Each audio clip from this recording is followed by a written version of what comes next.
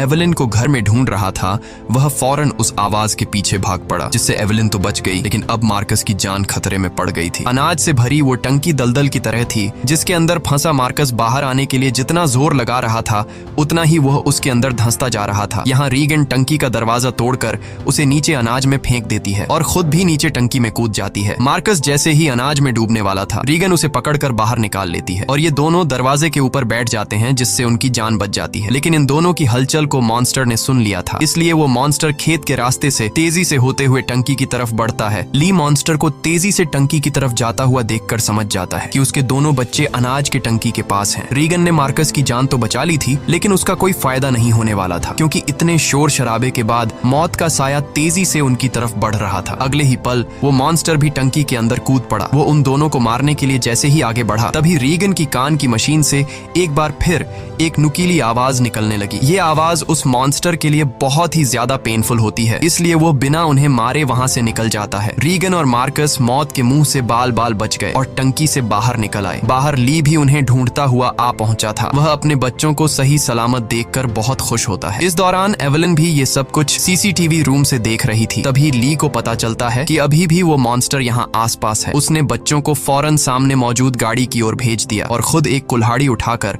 आसपास नजरें दौड़ाने लगा, लेकिन वो क्रीचर ठीक उसके ऊपर होता है। ली जैसे ही पलटकर पीछे देखता है, वो मॉन्स्टर उसे अपने पंजे से मारकर दूर फेंक देता है। अपने पिता को तकलीफ में देखकर मार्कस ली को आवाज देने लगता है। आवाज सुनकर मॉन्स्टर को मार्कस की पोजीशन का भी पता चल जाता है। वो मॉन्स्टर अब मार्कस और रीगन की तरफ बढ़ने लगा, लेकिन तभी एक बार फिर रीगन की कान की मशीन से फ्रीक्वेंसीज निकलने लगी। वह आवाज रीगन को भी चुभ रही थी, इसलिए रीगन ने अपनी कान की मशीन को ही ऑफ कर दिया, लेकिन यह उसकी सबसे बड़ी गलती थी। इस मशीन से जो फ्रीक्वेंसी निकलती थी, वही फ्रीक्वेंसी उस मॉन्स्टर की कमजोरी थी, जिसे वो बिल्कुल भी बर्दाश्त नहीं कर सकता था। लेकिन अनजाने में रीगन ने मशीन को बंद करके अपनी ही मौत को दावत दे दी। अगले ही पल वो मॉन्स्टर कार पर झपट पड़ा और मार्कस तक पहुंचने की कोशिश करने लगा। इसी दौरान उधर ली होश में आ गया। अपने बच्चों को खतरे में देख वह समझ गया था कि मॉन्स्टर से लड़कर वह कभी भी मॉन्स्टर को मार नहीं सकता।